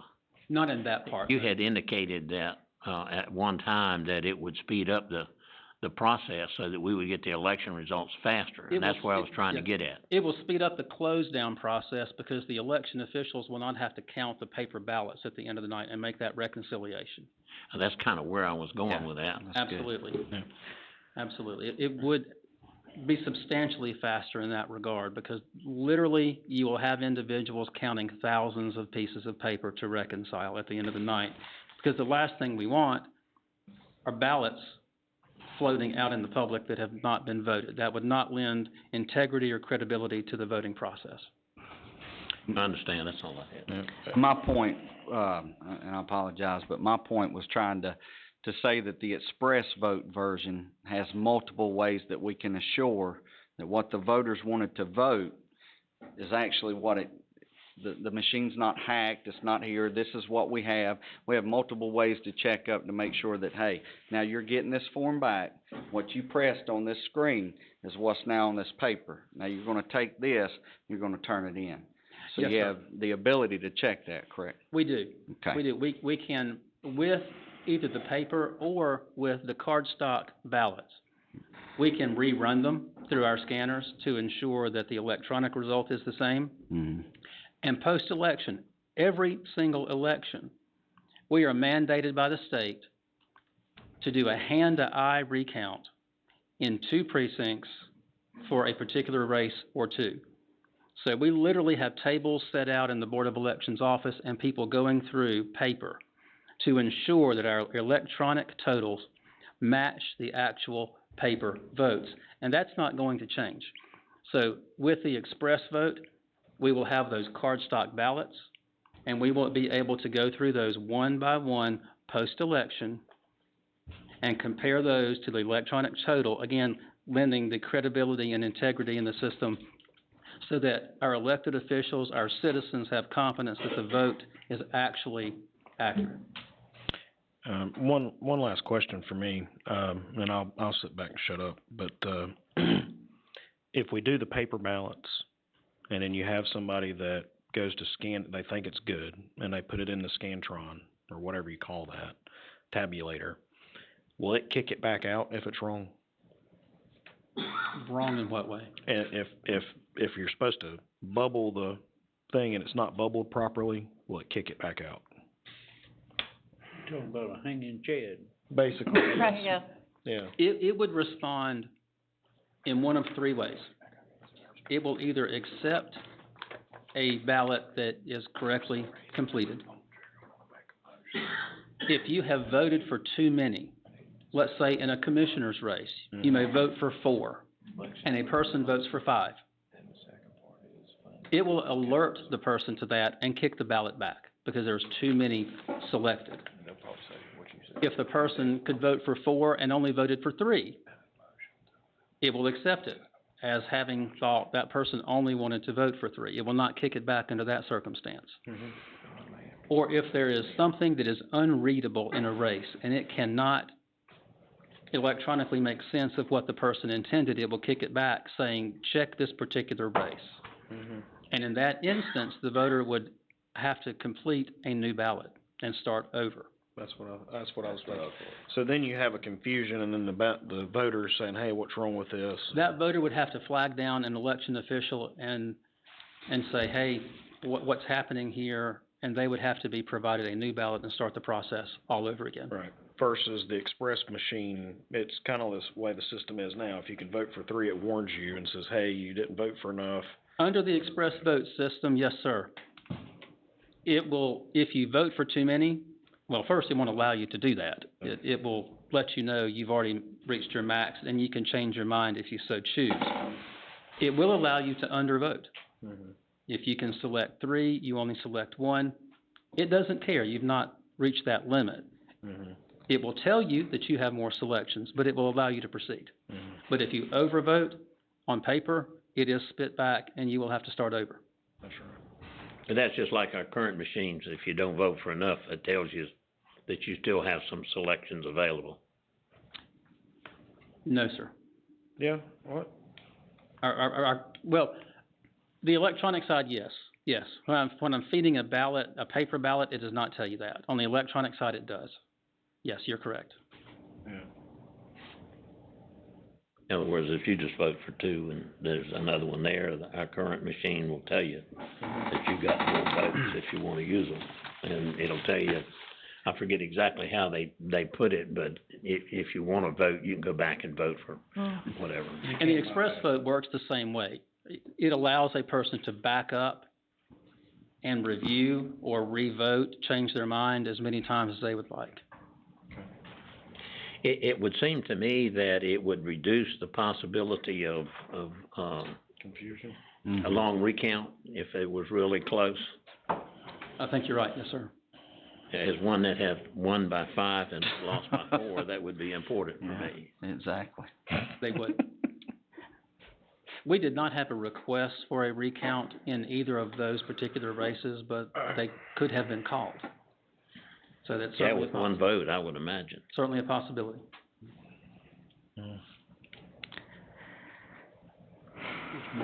Municipal votes. So to recap, it can save us time in getting out the results. Yes, ma'am. Okay. Number 2 reason, give me another. Easier on the election officials. Okay, easier on At the the precinct officials. level. Okay, Faster for the voters. quicker. And I think it's a good voter experience. Okay, I think that the voters at Wesley Heights really enjoyed using that system. And I think you would have consistency between early voting and election day in case between elections someone changed their method of voting. They would have that same experience in both directions. I guess you can tell I'm just on the fence, Yes, ma'am. because I'm looking at the money. And I understand that as a serious consideration, but from just an election operations standpoint, this is our recommendation to you. But again, we will make work whatever this board approves. And it was unanimous with your board? We had 4 of our 5 members present, and it was a 4-0 vote. Yes, in favor of the all express vote. The other thing about the cost that you were considering before, as opposed to what, per ballot, almost half as much. Yes, sir. And then you don't have to have those boxes of ballots. That's correct. So that's a money savings over a period of time. Every year that you would have a vote, you would save that kind of money. It is. And as I indicated at our prior meeting, the state requires that we maintain a reserve per election, which is above 100%. So if we have 105,000 registered voters, on paper, we would have to have at least 100 and, what percent? 110% paper ballot reserve. Even if we're using something electronic during early voting, we still have to order that paper supply and reserve. If we went the all express vote, our paper reserve would be the blank cardstock, which could be reused. If we didn't use all of it in one election, we save it for the next one. We keep it in that climate-controlled environment, as opposed to pre-printed ballots, which, once the election is over, cannot be reused. And you're still purchasing one of the ballot on demands that you would print at the Board of Elections office for the curbside voting. If we can go with the express vote option, we have decided not to use the ballot on demand. Okay. And just order the bare minimum number that we would need for curbside, provisional, and mail-in absentee. Okay. I'm good. Mr. Chairman, you ready for motion? Well, not really. Okay. Is any more discussion? Good. I'm ready. I was gonna ask if anybody else would like to make the motion. I just have one question. Yes, sir. The 400 lead kits, is that gonna be enough? Well, you got 400 machines. With the ability, But you got. to reuse the express vote machines from early voting on election day, yes, sir, it will. If we did not have that ability, I would share your concern. Okay. But as we can double that equipment's use, it is sufficient. I just wanna get right in the middle of this and figure out we're short, you know. And in all candor, along that line, Commissioner Shell, we had a discussion as a board about reducing the number below 400 to try and make the cost more palatable. But we did not find that to be prudent, wanting to make sure that we had an adequate supply to handle both Election Day, early voting, and the growth that we expect in our voting population, and still meet the expectations of this board and the county's voters. Okay. Any more discussion? Okay, do I have a motion to, well, I guess the motion would be to Either accept the recommendation or not. to accept their recommendation or not.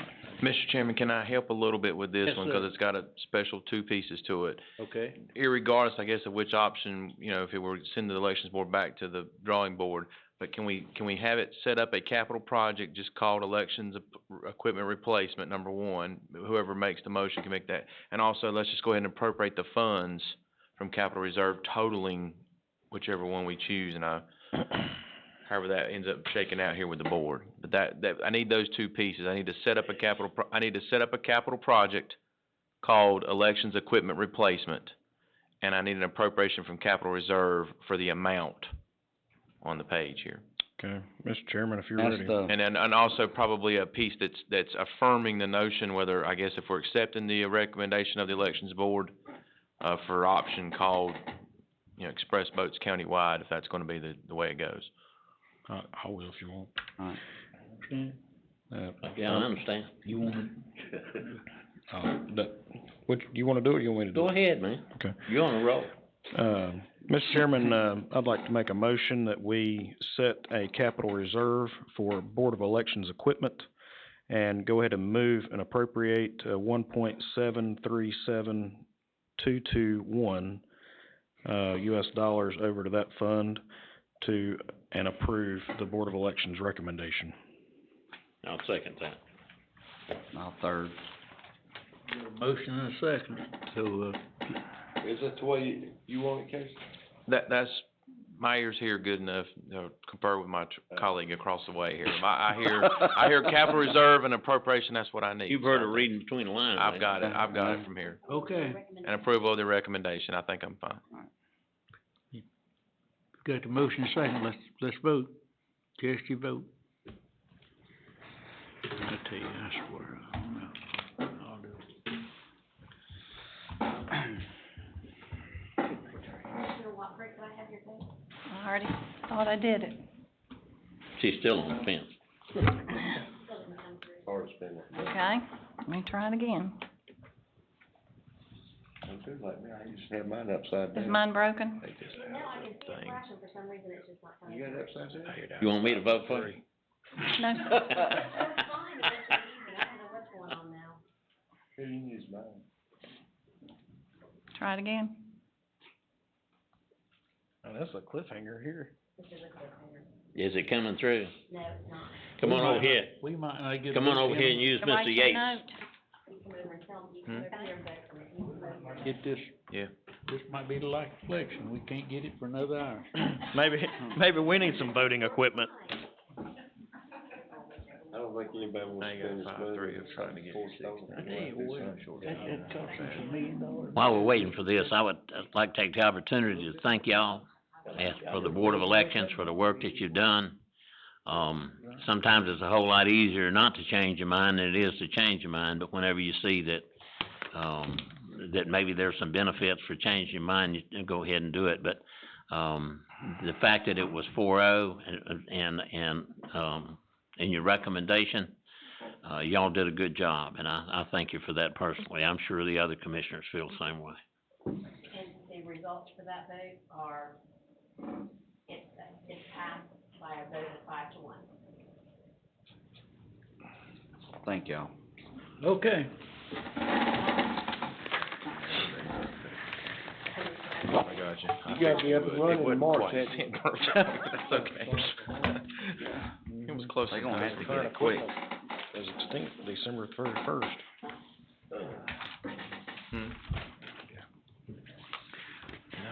What's next? EDC. EDC. Oh, yeah, discussion regarding EDC action plan and workshop meeting dates.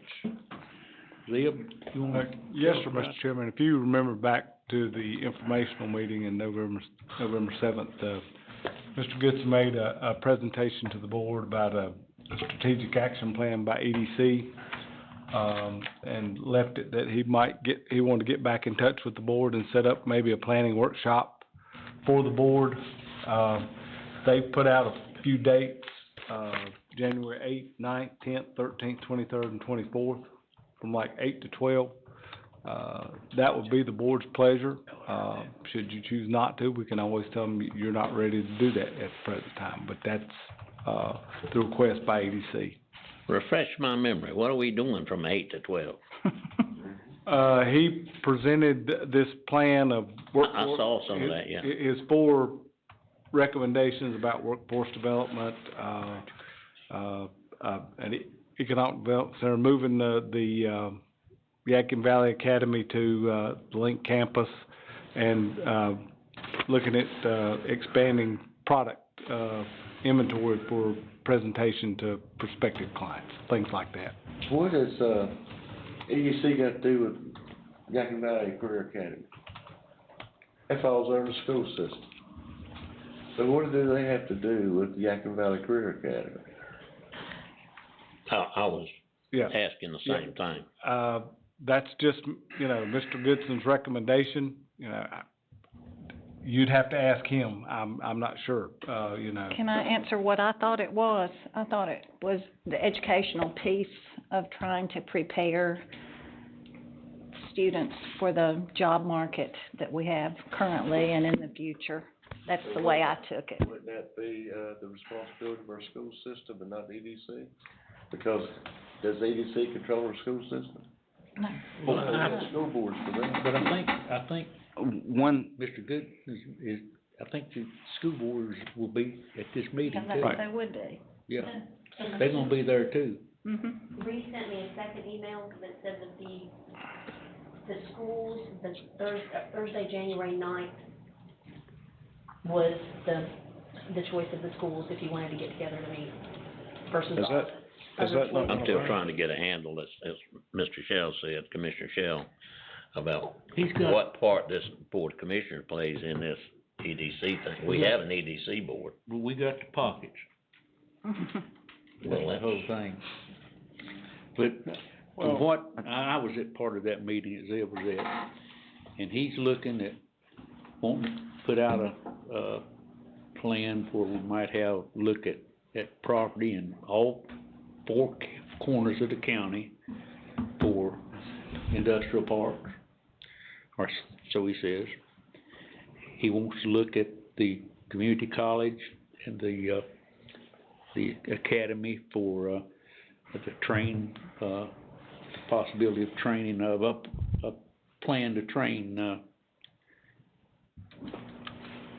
students that in the, workforce. And, I think he's already got spotted, properties in several locations. Some of the properties that are good and some properties are not any good. Or I don't think so, that's my opinion. But that's what he's wanting to do, it's just a work session. Yeah. Mr. Chairman, could I share just an opinion that this might shed some light on it? The K-64 program is a Catawba Valley Community College program. And what it does is it's a systematic approach to shaping future careers, meeting workforce demands by connecting students and employers throughout the educational curriculum. K-64 increases the student and the employer engagement by bringing new stuff in. It also works on government jobs. The government's involved in it, the school system's involved in it. You get private donors coming in through possible people that want to build their manufacturing plants here involved in it. And instead of just one government entity working over here by themselves, we all work together as a community, kind of making sure that our kids are going to be, hey, listen, everybody's not going to have a doctorate degree, so this one might be formulated for this plan or whatever's coming in. And this actually went great in Catawba Valley, and that's one of the things that people that I've talked to have been begging if we could get that type of engagement here. But it's going to take us working together, hand in hand. and, you know. One of the Question, how that's different from workforce development that we're already funding.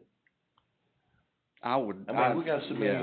many tentacles going out here, we're throwing a load of money here and a load of money there. If we focus our money to where it's supposed to be going, we might be able to make a difference. But everybody wants a little piece of this pie, and nobody has any authority to do anything.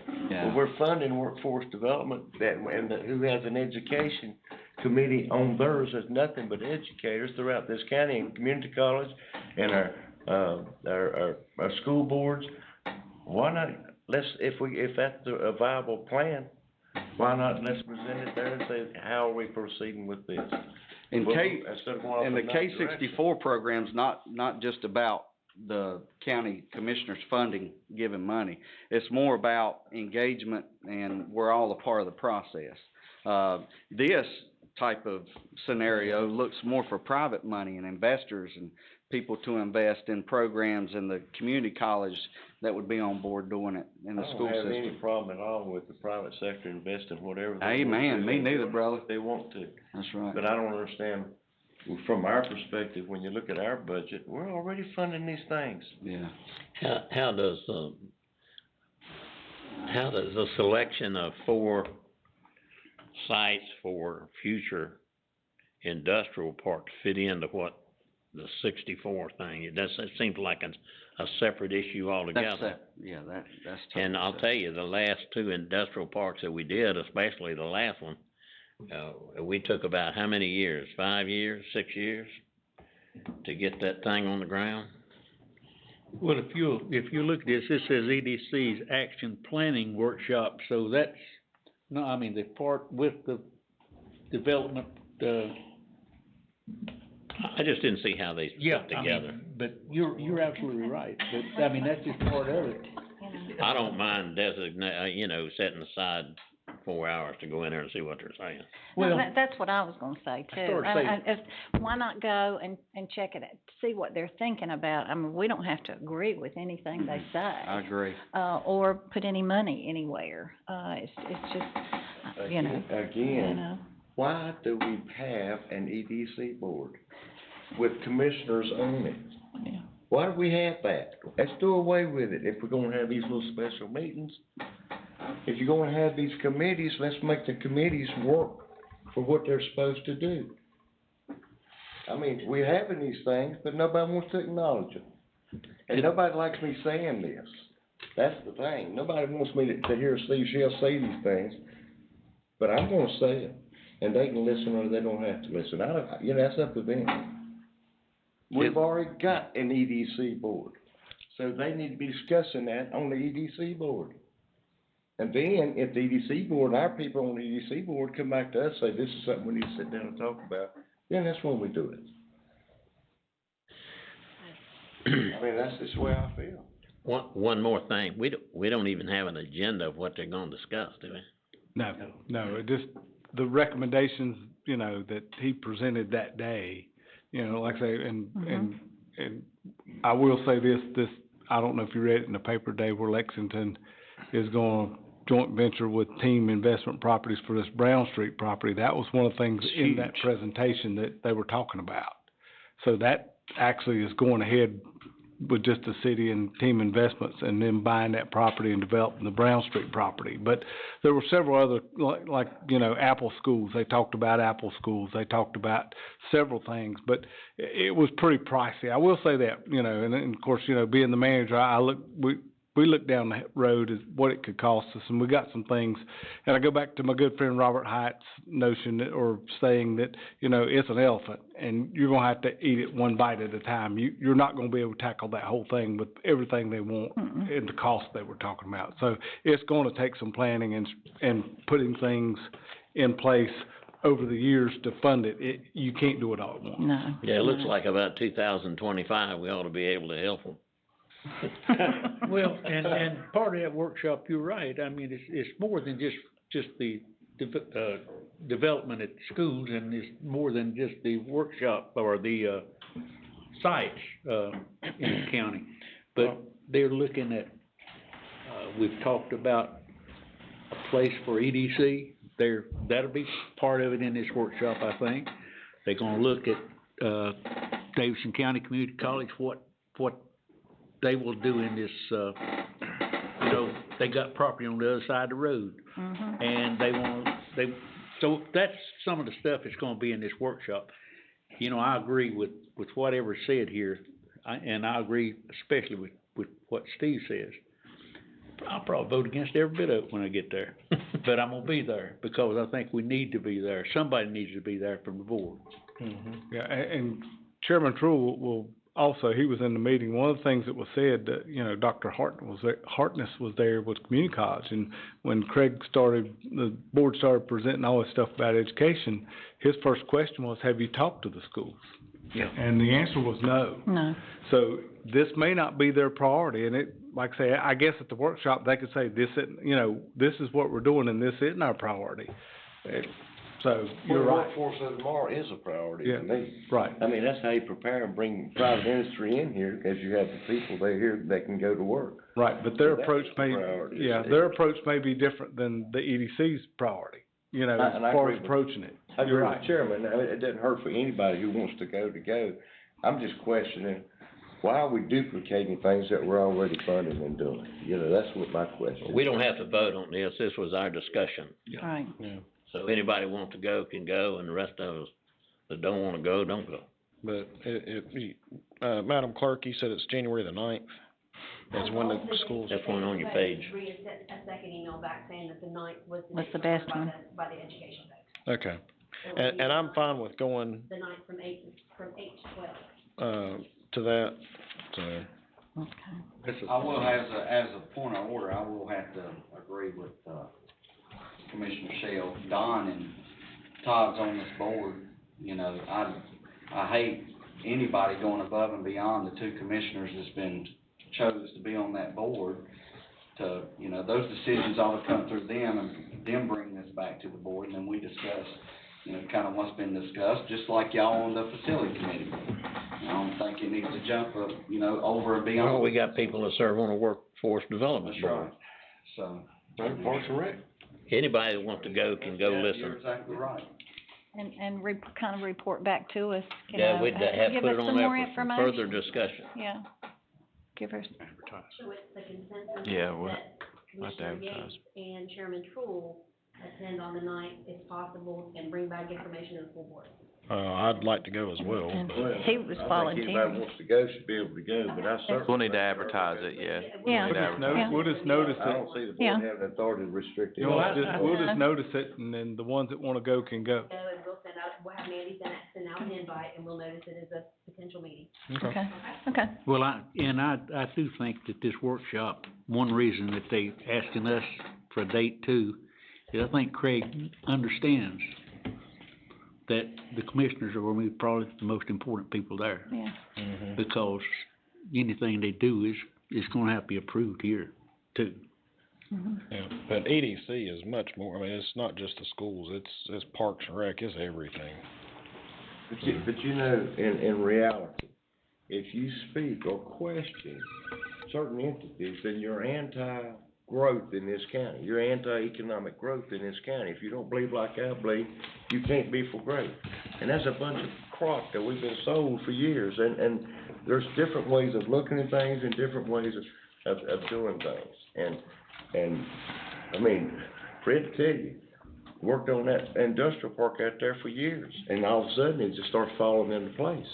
And here we got, $700 million investment, and we're already probably approaching $1 billion. They probably already exceeded that out there.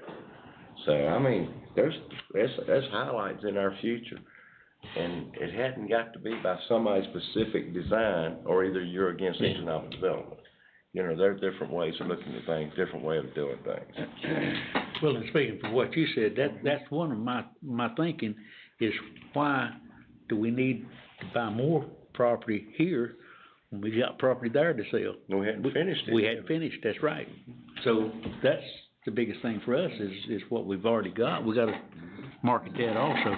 But yeah, I'll be there. That's a big discussion. If the Lord You will. ready for a motion for closed session? That, or do we just wanna do it by common consent? Mr. Fry? Yeah, that would be fine. I think that's the Yeah, expression. we ain't gonna make a motion. But you were gonna give notice of that as being a meeting. Give notice, we will give notice of the You want a meeting. motion to go into closed session? From 8 to 12. Is that next? That's next. Yeah. Motion to go into closed session. Motion to go in closed session, That's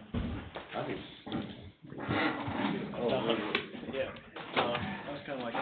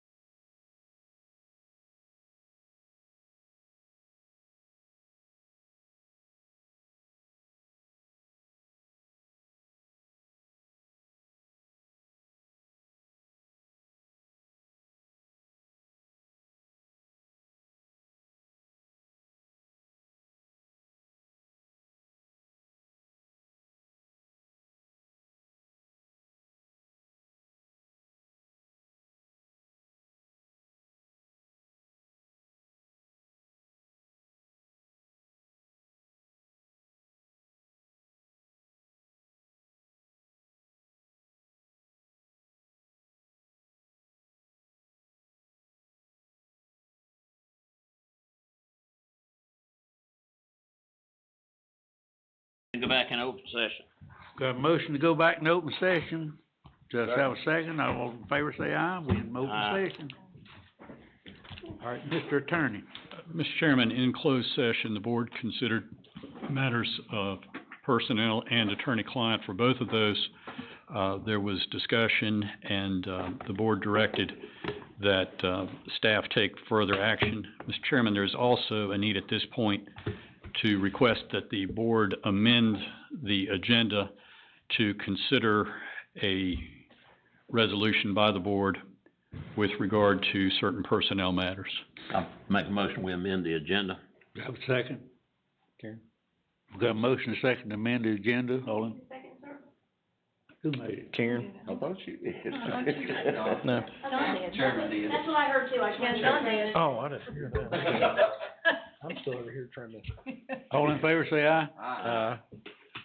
I think you was asking for a second. Mr. Chairman, based upon the discussion in closed session, my notes indicate that the board had indicated a desire to take two actions. One would be to appoint Assistant County Attorney Danielle DeAngelis as interim tax administrator, and secondly, to authorize the county manager to engage the firm of Teague Campbell to assist in certain personnel matters. Does that take two votes or one vote? No, sir, I would ask if you would just join that together Okay. in one. All right. Do you have a motion to, Just to Take- accept that motion. you make the motion to accept that? Or do I have a second? Second. All right, go ahead. She seconded. And we can do this verbally, sir? All right, all in favor say aye. Opposed? Thank you, Mr. Chairman, that's all I have. Motion to adjourn? Got a motion to adjourn. Aye, aye, aye.